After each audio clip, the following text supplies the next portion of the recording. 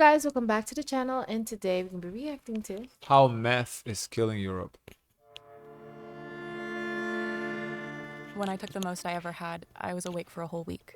I gave myself an injection, and as soon as I pulled the syringe, my body was already thrilled. Meth is injectable? I didn't know meth was injectable. there's the needles. No, I understand. I thought meth was you like smoke it. No. No, you it's like a powder, and you put it on a spoon. That's heroin. I don't know. Yeah, everything's fine. Everything's all right. I was 14. I don't know if meth is popular here in the States. I feel like the closest thing to meth is crack cocaine. When meth came into the picture. I just know that she started at 13, so really, really early. I'm Crystal curious meth how is one of you the world's get most into dangerous. that. Like, how do you get into that? Like, Cause seems like the side effects is really, really bad. Yeah, crystal meth is what the guy in Breaking Bad was cooking. Crystal. Because that the whole point of the movie was like, making pure crystal, like crystal. So it's a powder. Right, but I think it's smokable. I don't know if it's injectable though. I don't know. Drugs. It's cheap to produce, extremely addictive, and has serious health consequences. Few other drugs have such a reputation for ruining lives. Historically, meth use in Europe has been relatively low compared to the US and Asia. European meth used to be concentrated in Czechia, where usage is still highest in Europe. But in recent years, consumption across Europe has risen. Some areas, such as Eastern Germany, are particularly affected. 5 of Europe's 15 highest meth use cities are located there. Ich vermute, es ist wie generell im Osten von Deutschland einfach so die meistverbreitetste, härteste Droge. How did this happen? Why here in particular? And who is profiting from all of this? We traveled to Eastern Germany and spoke with experts and former users. These conversations were originally conducted in German. For this video, we have provided dubbing and subtitles. At the same time, we try to understand where this drug comes from, what other areas of Europe are experiencing an increase, and what insidious global Giving to What? Lithuania is sending them to No, Lithuania is receiving. receiving. No, Mexico is sending it. Oh. structures are behind the crystal meth trade.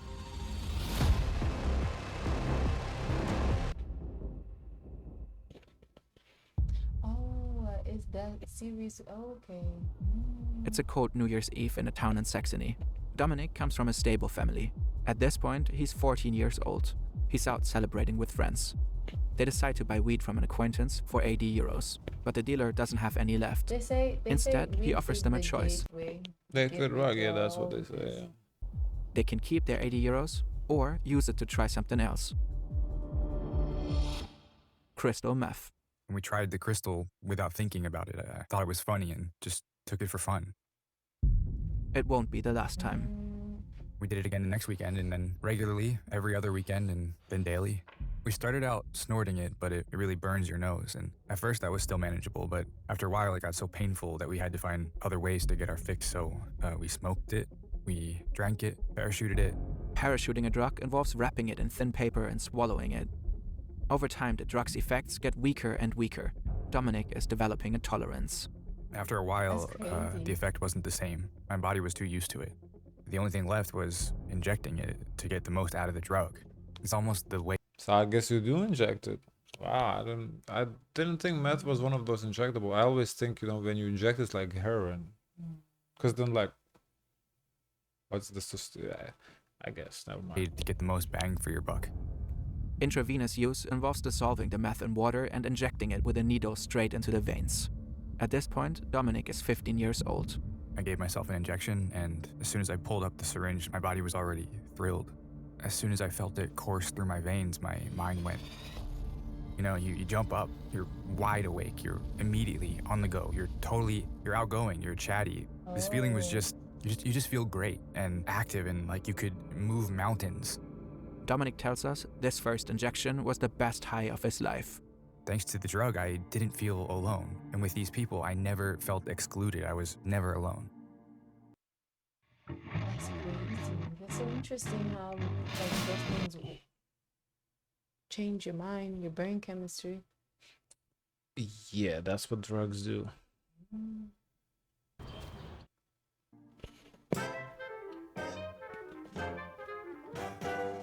It's 1938. The pharmaceutical company Temmler introduces the drug Pervitin to the German market, available without a prescription. It contains a novel substance, methamphetamine, the active ingredient of crystal meth. Pervitin is marketed as a stimulant, a wake-up pill. It quickly becomes a bestseller in Germany. Was möchten Sie in den Kaffee? Milchzucker? Nur 2 Pervitin, das wird heute ein anstrengender Tag. A candy company even launches chocolates that contain Pervitin. They're said to help Wow. with so-called housewife depression. I mean, I say wow, but Coca-Cola initially had cocaine in it too, so. 3 to 9 chocolates a day are said to do the trick. 9 chocolates contain about the same amount of methamphetamine as is needed for an average meth high. It's not long until the Nazis start using Pervitin. By the 1939 invasion of Poland, they'd already used it millions of times. It's a miracle drug for the Blitzkrieg. Fear, hunger, fatigue all fade away on meth. Soldiers are more aggressive in combat. But soon, the drug's side effects become impossible to ignore. Auf Pervitin gingen deutsche Soldaten über ihre Grenzen, bis sie einfach zusammenbrachen. Die Wirkung reichte nicht mehr aus und sie erfroren im Schlaf. Sie verloren ihren Instinkt für Gefahr, vor allem auch durch Unterkühlung. In 1941, Pervitin becomes prescription only. Still, it remains widely accessible. After the Second World War, doctors in both East and West Germany continue to prescribe it as a stimulant and pick-me-up. Athletes use it for performance enhancement. In the 1970s, the UN classifies methamphetamine as a Schedule II drug, which outlaws its unauthorized production and sale. Its usage declines throughout Europe. In Germany, Pervitin remains on the market until 1988, when medical use of meth becomes illegal. Nowadays, the street name for illegally cooked meth is often still Pervitin. Soon, a black market emerges. Small meth labs start producing crystal meth themselves, mostly in the US and Eastern Europe. And by the 1990s, illegally cooked meth finds its way from Eastern Europe to the rest of the continent. Every addiction has an origin story. Ashley's starts at age 20. I was having some financial difficulties at the time, and I have a daughter. I had her father take care of her until I could sort out my money problems, but I haven't gotten her back since. That was a turning point for me, when I said to myself, I need to get on a different track. Ashley also wishes to remain anonymous, so we've changed her name. She first comes into contact with meth through her sister. My sister's been using it basically her whole life. Just like to numb, you know, like you can like kind of life sucks so bad, so you use it to numb. Like that's the same reason people drink. Like they numb the pain with alcohol, I guess. Like for me, I It's don't. made her situation worse. Right. It's like for me, I don't know. Like it doesn't make much sense.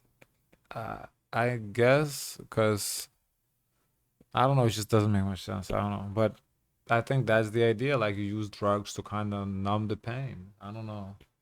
Like you know, if something hurts, you take a Tylenol, and it fixes it, right? This is like the next like 5 levels above that is it hurts so much that Tylenols ain't do shit, you know, like ibuprofen don't do nothing. So guess what?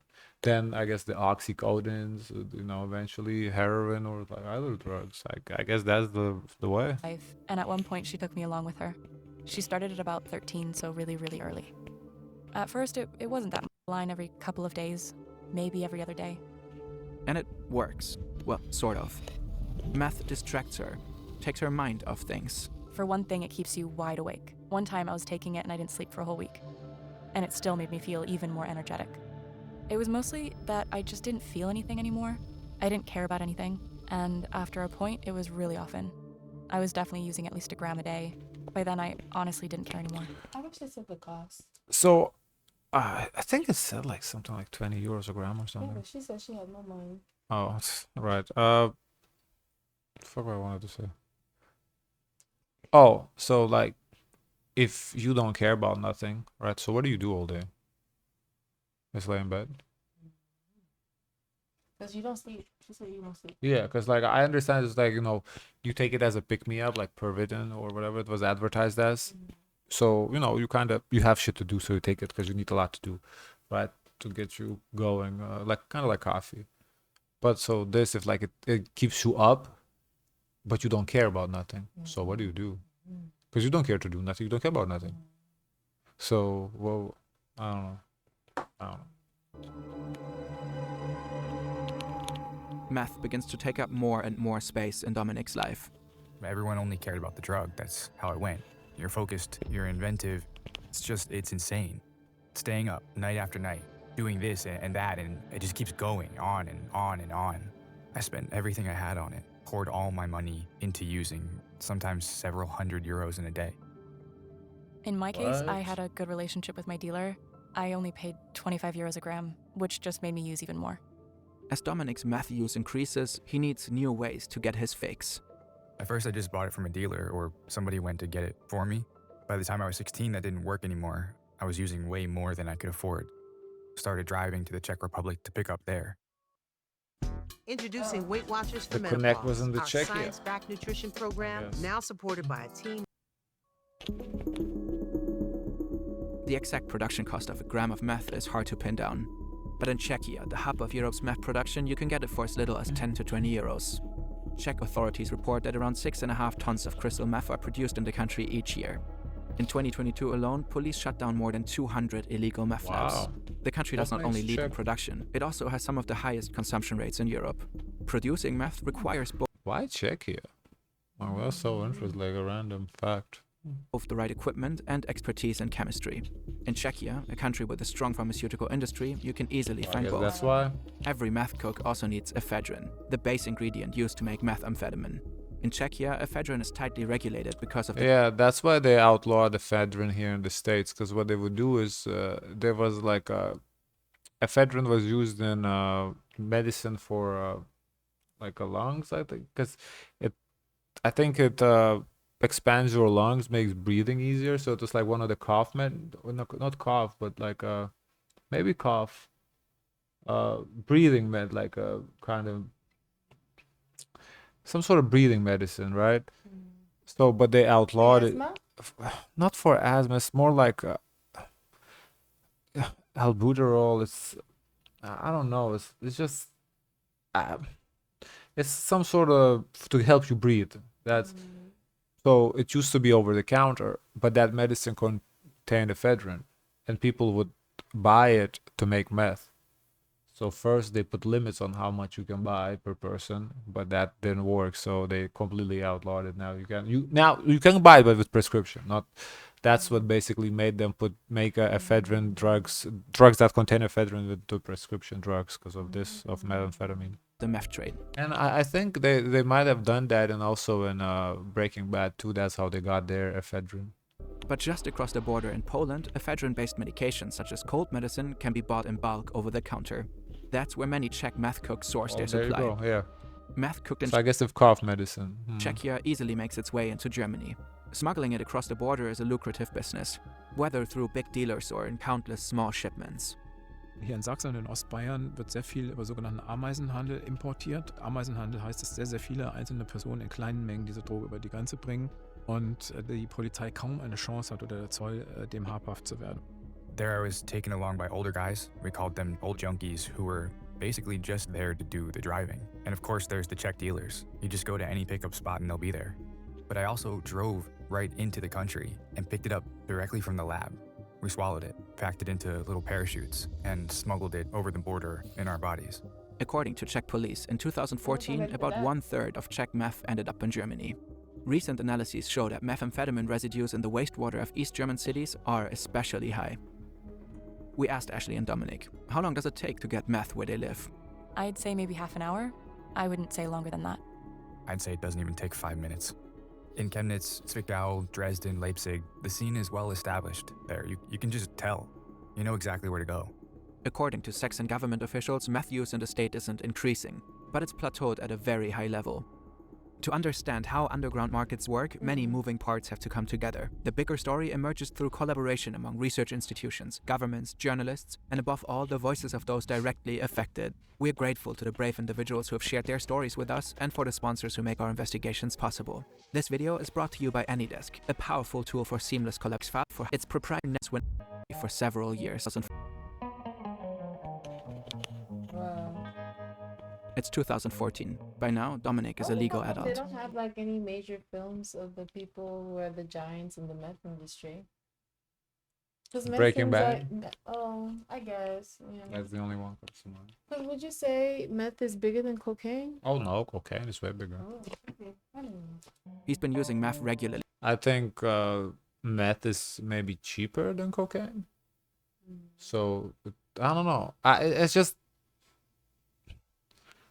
I think cocaine has to be more expensive because all the biggest drug lords are made of money of cocaine. We don't see like I'm not saying people don't make money off meth. I'm sure they do, but we don't see like the big cartels making meth. Like it's cocaine. Like even weed. But the issue with weed is it's big. Like gram is like an ounce. It takes up a lot of space with transportation. Versus powder is just way more compact. for several years. No job, no university. He's no longer following conventional life paths. He's firmly in the grip of addiction. And it costs him several thousand euros per month. That level of consumption needs to be financed somehow. In my circle, for sure. Through petty crime, individual offenses, group efforts, I got myself into a lot of trouble with the law. The more meth he uses, the more crimes he commits. I started out shoplifting, and let's just say I ended up in much bigger trouble. It just got worse and worse. So bad, he wound up in prison. Muss ich immer so um die Ecke gucken. Durch die Blume. This is Dr. Stefan Mühlig. He's a professor of clinical psychology, an addiction researcher, and works with meth users. Ja, wie sich das anfühlt, das kann ich Ihnen jetzt nur beschreiben aus den Berichten meiner Patienten. He explains to us why methamphetamine is so addictive. Es ist so, dass vor allem bei dem allerersten Konsum hier ein erheblicher sogenannter Kick entsteht, also ein explosionsartiger Rauschzustand. Methamphetamine floods the brain with dopamine, the chemical that regulates lust, motivation, and your brain's reward system. It's often nicknamed the feel-good hormone. On average, an orgasm triggers an 80% increase in dopamine release. Im Vergleich dazu steigt die Dopaminausschüttung bei einem Kokainkonsum, wenn man ihn nasal betreibt, zum Beispiel um 200 bis 400%. Bei Crystal Meth aber um 1400%. In other words, a single hit of meth can release 17 times more of the pleasure hormone than an orgasm.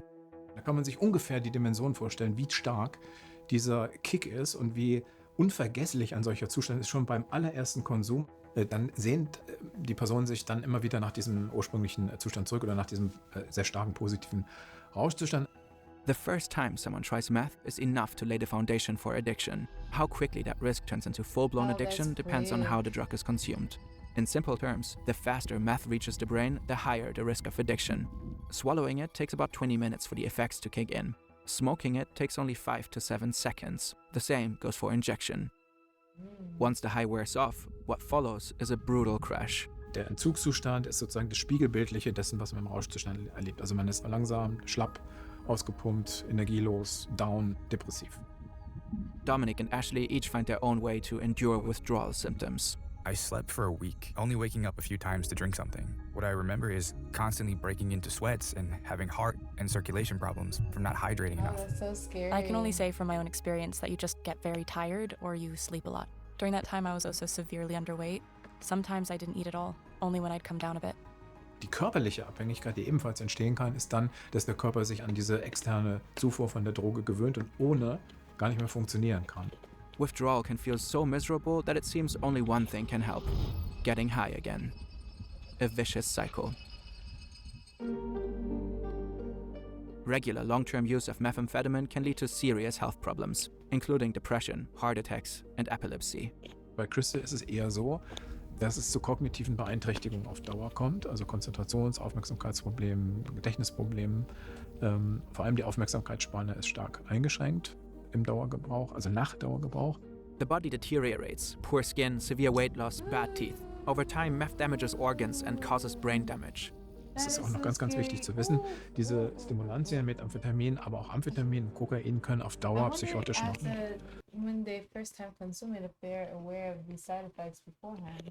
I don't think so. As you saw, the other guy got hooked by a dealer because he wanted weed, and he's like, "Oh, you want to try this?" You don't even know what it is. You just want to try it. And as a kid, a teenager's like, "Oh, yeah, sure, whatever, why not?" Und die Psychosen sind sozusagen die schlimmsten psychischen Störungen. Das sind die mit Wahn, Halluzinationen zu tun haben. Here's a map of all the meth labs that were shut down in Europe between 2018 and 2020. It's clear here that Czechia is a major stronghold in Europe. In Germany, Bavaria and the East are most affected. But further west, you can see that the Netherlands, Belgium, Norway and Sweden are also established meth hotspots. Large amounts of crystal meth in the EU now come from the Netherlands or Mexico. It's believed that Mexican drug cartels drive a lot of this traffic, using their expertise to cook meth in Dutch and Belgian labs, while precursor chemicals are smuggled into Europe from China. By now, the drug is firmly entrenched throughout Europe, and it shows no signs of disappearing anytime soon. Traffickers exploit international trade routes, airplanes, cargo ships, trucks. If one route gets shut down, another opens up. Occasionally, authorities report successes against drug traffickers, but the larger battle is widely considered unwinnable.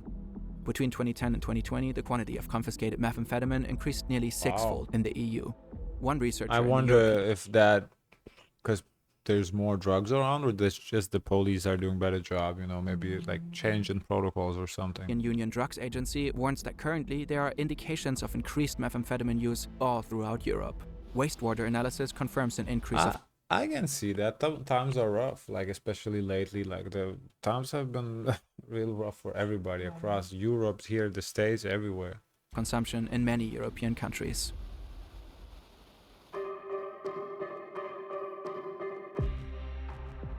Fast forward to 2023. Ashley's been using crystal meth for 2 years now. She's been homeless at times and has given up custody of her daughter. She's lost contact with family and former friends. Today, she's using meth again. But this time, something's different. She feels unwell and realizes she can't properly talk. After using, I wasn't in control of myself. I struggled to speak. I knew what I wanted to She said only 2 years. That's not a lot at all. say, but I couldn't get the words out. Instead, I just sat there, staring into nothing. She calls an ambulance. Shortly after, she's admitted into psychiatric hospital. That, in and of itself, was a reason to quit. But then I found out I was pregnant, and that was the real reason.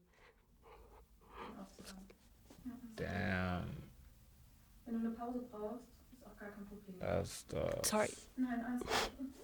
Danke, das lange. Wir machen mal eine kurze Pause, oder? Das ist vielleicht besser. Dann kannst du kurz was trinken.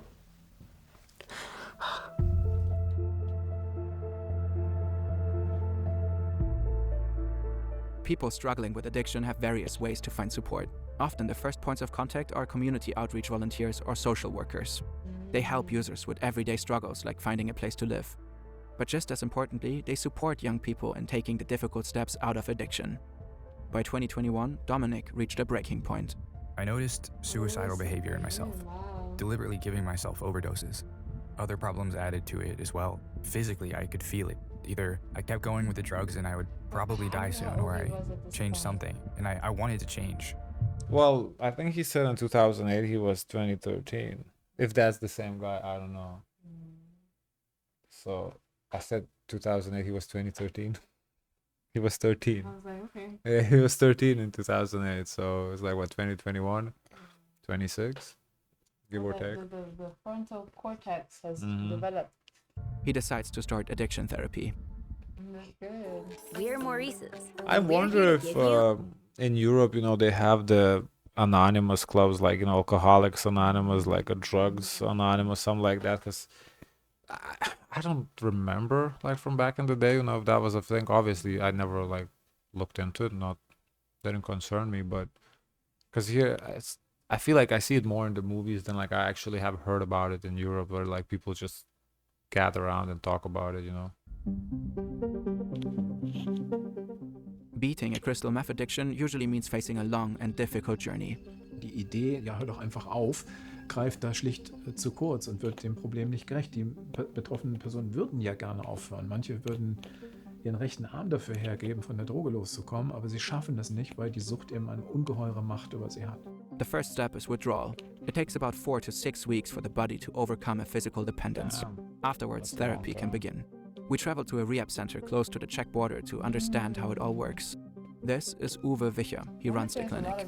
Wir sind eine Fachklinik zur Rehabilitation von Abhängigkeitserkrankungen und haben uns auf Menschen spezialisiert, die von illegalen Drogen oder Cannabis abhängig sind. Wenn jemand zu uns kommt und Therapie macht, ist die Regelbehandlungsdauer 6 Monate. Wer im Haus konsumiert oder Drogen ins Haus bringt, für den ist die Therapie von unserer Seite aus beendet. Addiction therapy in Wicher's clinic takes place in 3 successive phases. an orientation phase, an intensive phase, and a reintegration phase. After physical detox, the therapy focuses on building awareness of the patterns that led someone to use the drug. Patients work on strategies to cope with difficult emotions and triggers. At the same time, they are prepared for life after rehab. It's not only about getting. Based on the people that are in this program, overall, do they have addictive personalities, or it just so happened they fell into this? I don't know. Clean, but also about staying clean. For starters, this means leaving your old life behind. Dort wirklich von der Droge wegzukommen, musst du dieses Umfeld verlassen. So, und die Frage, die man sich auch stellen muss, sind denn das wirklich Freunde, die man dort hat? Oder besteht die Freundschaft? Oder ist die überhaupt erst dadurch entstanden, dass man gemeinsam konsumiert, vielleicht auch gemeinsam kriminelle Machenschaften an den Tag legt? It's also about developing a whole new perspective on life. Solche Perspektiven, die Sinn geben, denn Sinn ist wichtig, um auch abstinent sein zu wollen. And patients have to prepare for difficult phases ahead. Also in jeder Lebenslage, wo es ihm nicht gut geht oder man sich auch langweilt, kommt ganz automatisch dieses Bedürfnis, jetzt möchte ich eigentlich wieder drauf sein. Diese Erinnerung ist dann im Suchtgedächtnis verspeichert. Addiction memory can be treacherous.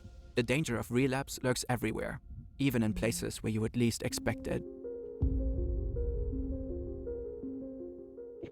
It's 2014. Dominic's been in prison for over a year and a half. You might think he's long gone through detox. Think again. In fact, there are both officers and inmates who smuggle it in, either through visits or through the officers themselves, depending on what the officer earns from it. In my prison, it was basically the norm. You could almost say that there were more drugs inside the prison than outside. In prisons across Europe, it's clear inmates are routinely getting high. Drugs are regularly found and seized by authorities and show up in urine tests. Supplying a closed-off prison population with drugs may present dealers with added logistical challenges, but the demand is high. Drugs sold in prisons sometimes fetch 4 times the profits than those sold on the outside. Beyond visitors and prison officers, Dominic also tells us about others you might not normally associate with crystal meth. Another common way to get drugs is through the prison's priest. He brings in a lot of substances. We were also not able to independently verify these claims. We reached out to Saxony's justice authorities but received no response. Dominic also tells us that even outside prison, some police officers will turn a blind eye to crystal meth. I never once got reported for meth possession. They never filed charges. When I'd be sitting with my dealers, sometimes cops would come in to pick up their own stuff. And we'd know about raids ahead of time. We'd get the heads up a day or so before a raid. So we had time to stash stuff away. I don't think possession or use should really be punishable by prison. I think it's the dealing. But possession should be a rehab, it's not prison. Like, the person is addicted. This is not like what they're going to prison for. Like, but maybe they're hoping, okay, they would flip on a dealer. Yeah. I mean, I don't know. I just don't think the person can help, and they're harming themselves really at that point. They're not harming no one else. I think if you truly want to help society, like, you gotta send them to rehab, not to prison. Of course, you know, you have to make rehab free at that point because they can't afford it. So you have to, you know, government has to pay for it. So if you want to sentence them to rehab, okay, fine. But I don't think to go send them to prison for what? That's what I'm going to do. Just especially if you can easier get drugs in prison than outside. We were also not able to independently verify these claims.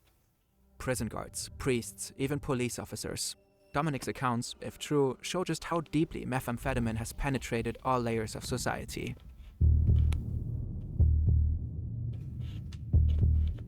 Methamphetamine has a certain reputation. Da klebt so ein anderes Etikett dran. Ne? Da klebt eben dran, das ist die ostdeutsche Unterschichtsdroge. But the more experts we spoke with, the more complexity we found. Meth is used not only by marginalized communities impacted by poverty, but Europeans from all walks of life. Also wenn wir uns unsere Klienten und Patienten angucken, dann kommen die aus ganz unterschiedlichen gesellschaftlichen Gruppen und Verhältnissen.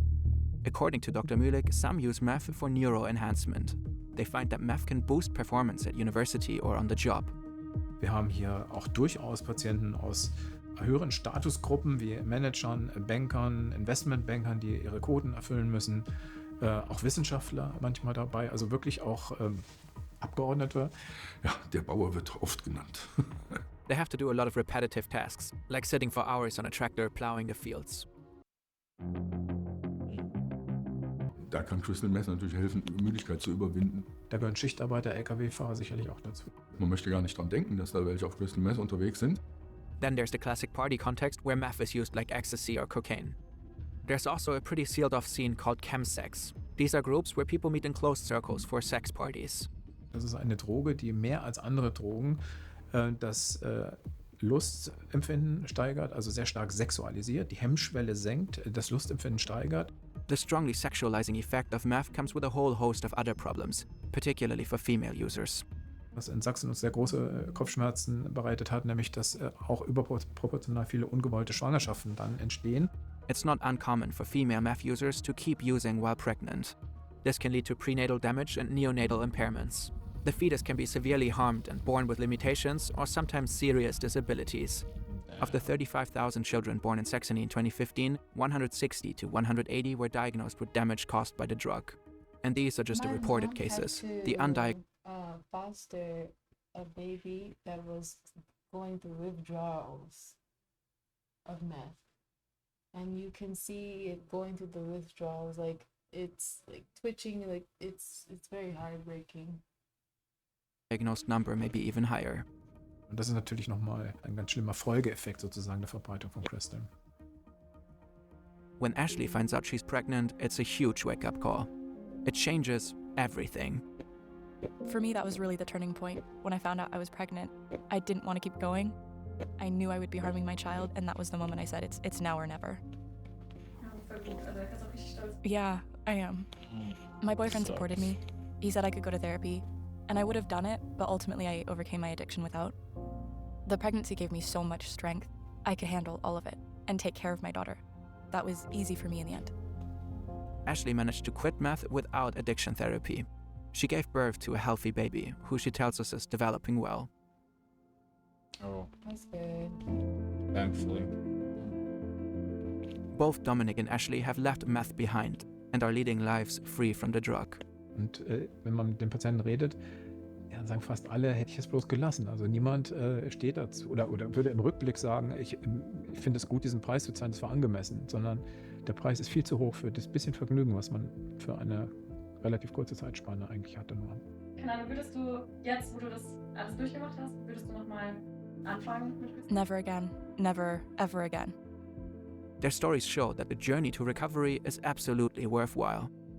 I believe anyone can quit, but of course you have to find the will to do it within yourself.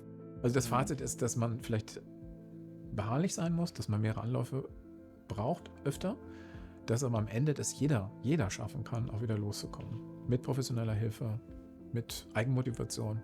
Aber irgendwann ist der Tag gekommen, wo man auch wieder ohne die Droge leben kann. Anyone struggling with methamphetamine addiction can seek support from friends and family. All right. Yeah. But it's still a present issue in Europe. Yes, I think so, yeah. YouTube's automatic subtitles are translating meth as mathematics in Brazilian Portuguese, and I'm very afraid of mathematics from now on. Fern's production quality is pure crystal, 99.1% art. This stranger is immensely proud of Dominic and Ashley for kicking their addictions. What a huge accomplishment. Okay, guys, of course, let us know your thoughts. Like, comment, and subscribe. Join the Discord. As always, share as much kindness as possible.